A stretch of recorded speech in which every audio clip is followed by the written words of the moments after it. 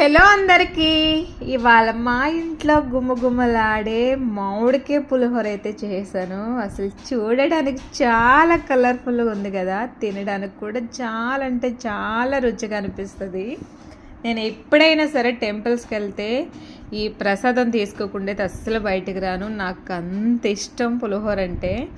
Maximum చాలామంది పులిహోర ప్రియులు ఉంటారు.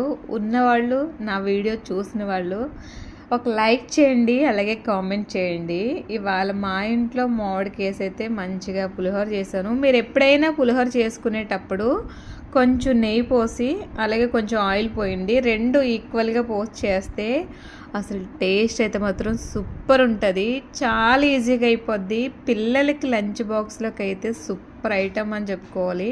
ఎందుకంటే మనం పెద్దగా కష్టపడిన అవసరం లేదు. ఎప్పుడూ మన ఇంట్లో పప్పు దినుసులు ఉంటాయి కాబట్టి కొంచెం నెయ్యి అనేది, ఆయిల్ అనేది వేసుకోవడం, ఇలాగా ఫ్రై కింద చేసుకుని దీనిలో అన్నం వేసేయడం, అంతే కదా. గుమ్మగుమ్మలాడే పులిహోర అయితే రెడీ.